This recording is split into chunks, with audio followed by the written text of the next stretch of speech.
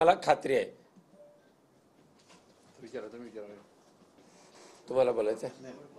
राऊत साहेब, काल राज ठाकरे असं म्हणाले की 7.5 वर्ष उद्धव ठाकरे सत्तेत होते, 5 वर्ष भाजप बरोबर आणि 2.5 वर्ष ते मुख्यमंत्री होते, तरीही महाराष्ट्रातले उद्योग आणि प्रकल्प राज्याबाहेर का गेले? राज ठाकरेंचं थोडं इथे आल्यानंतर स्मरणशक्ती कमी झाली असं मला वाटतं। जे उद्योग गेलेले आहेत, वेदांता फॉस्कॉन असेल, टाटा एअरबस असेल, ते ह्या एक गद्दार एकनाथ शिंदेच्या कारकिर्दीत मध्ये गेलेले आहेत, देवेंद्र फडणवीसांच्या कारकिर्दीत गेलेले आहेत।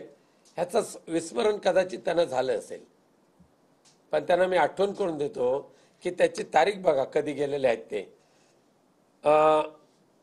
आपलं डायमंड मार्केट कधी गेलंय ते बघा, वेदांता फॉस्कॉन कधी गेलंय ते बघा, जेन पीटरचा प्रोजेक्ट कधी गेलाय तो बघा, नाही आता टाटा एअरबेस कधी गेले ते बघा, आणि वर्ल्ड कपची फायनल जी आहे, म्हणजे देशाच्या क्रिकेटला हरवायचं ही सुपारी घेऊन तिकडे गेले गुजरातला आणि हरले बिचारे आपले।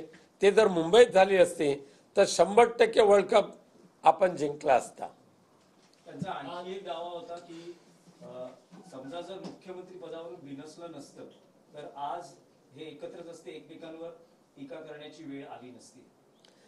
याबाबत आमचे पक्षप्रमुख उद्धवजी ठाकरेंनी अनेक वेळा भूमिका मांडलेली आहे।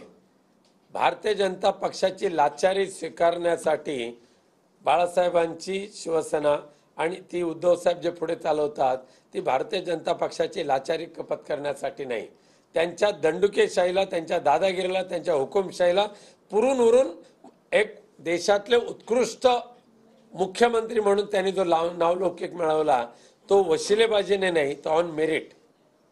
सर, राज ठाकरे असं देखील म्हणाले प्रकल्पाचं समर्थन करतात, ते म्हणाले मुंबईत देखील अनुभव आहे, त्याचं काय?